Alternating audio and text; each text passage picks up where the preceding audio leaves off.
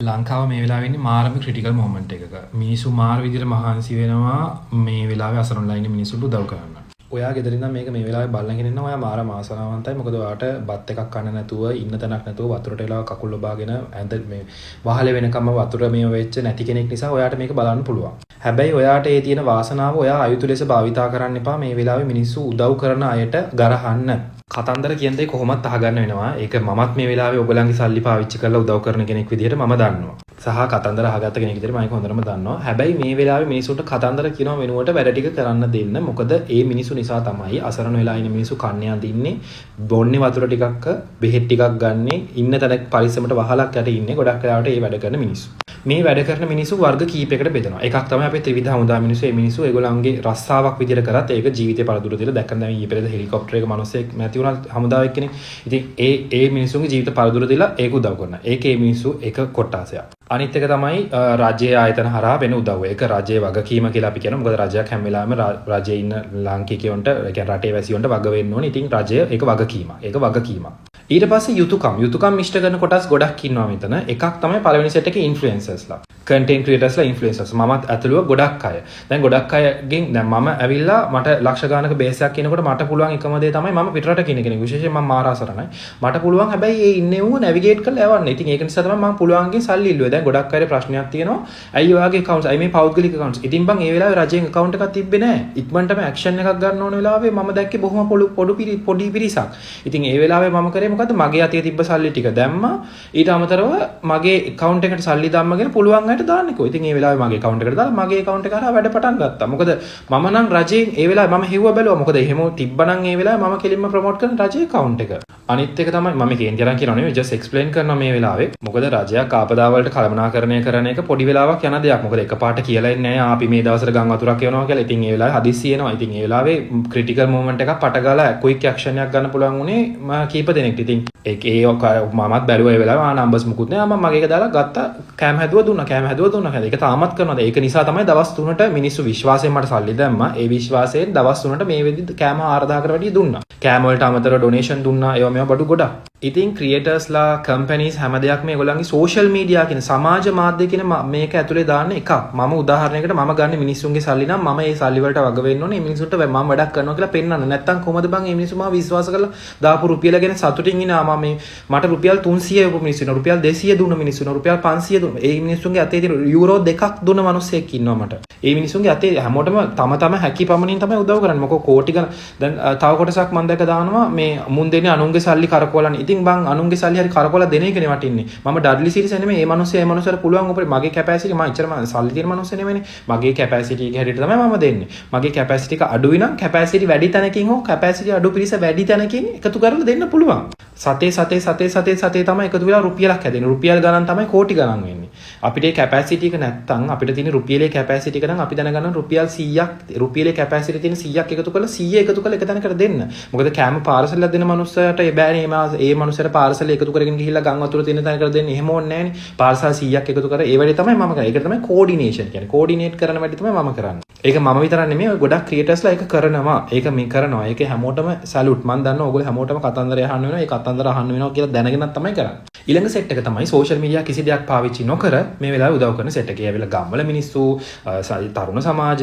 හැබැයි එහෙමයි කියලා අර කන්ටෙන්ට් සෝෂල් මීඩියා වල දාන සෙට් එක මාර විදිහට අපහසුතාවයටපත් කරන්න ඕනේ නැහැ. එහෙම කරද්දි මේවා කරන එක එපා වෙනවා මිනිස්සුන්ට. මොකද ඉල්ලන් ටින්කිරි ගා ගන්න ඕනේ නැහැ කාටවත්. අපිත් උදව් කරා අපි නම් සෝෂල් ඉතින් උඹලා සෝෂල් මීඩියා දැම්මත් උඹලා සෝෂල් මීඩියා නැති නිසා උඹලට ෆලෝවර්ස්ලා බේස් එකක් ඉන්නවනම් උඹලා දාන්න එපා. එතකොට නේ මට ෆලෝවර්ස්ලා බේස් එකක් ඉන්න නිසා මට එකක් මම දැන් පෝස්ට් එකක් දැම්මා කෑම 300ක් ඕනේ කියලා විනාඩි 10ක් යනවා කෑම 300. ඇයි ඒ ෆලෝවර්ස්ලා බේස් එකක් ඉන්නවා මිනිස්සු ෂෙයා කරනවා.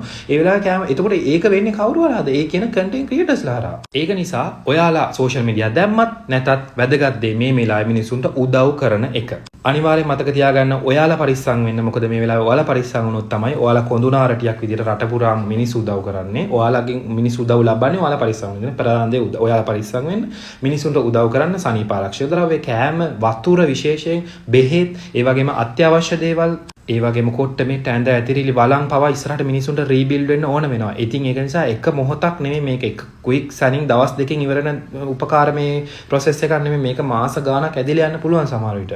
තමන්ගේ ජීවිතේ බිඳුවේ ඉඳන් පටන් අරගෙන ගොඩනගපු ගෙදර මුළු ගෙදරම වහලේ වතුර යට වුණාම මේ මනුස්සයාව ආයි බිඳුවේ ඉඳන් පටන් ගන්න නෑ. මේ මනුස්සයා ඍණ ගණන් වලට වැටෙනවා. ඉතින් ඍණ ගණන් වලින් ඉඳන් ආයි මනුස්සයාට බිඳුවට එන්නත් සැහැණ කාලයක්. ඒ නිසා මනුස්සයා බිඳුවේ ඉඳන් උඩට එන්නේ. ඒක නිසා මේක මේ මොහොතේ නවත්තන්න එපා. මේක අවුරුදු ගාණක් සමහරට ඇදෙන්න පුළුවන්. මා එච්චර කාලයක් ඇදෙන්නේ නෑ. මේක මට විශ්වාසයි. අපේ මිනිස්සු උත්සාහවන්ත නිසා මේක යම්කිසි මාස 2 3 4ක කාලයක් ඇදෙයි. ඉතින් මේ වෙලාවේ දිගටම අපි උදව් කරන්න ඕනේ. ඉතින් ඒක නිසා මේ වැඩේ පටන් ගත්ත මිනිසුන්ට පටන් ගත්ත තැනදී එපා කරන්න එපා. මම දන්නවා මේ බහුතරයක් අය උදව් කරනවා. වචනෙන් හරි උදව් කරනවා. මිනිසුන්ව වට්ටන්නේ කරේජස් කරනවා. හැබැයි ඒ අතර ඉන්න සක්කිලි ටික.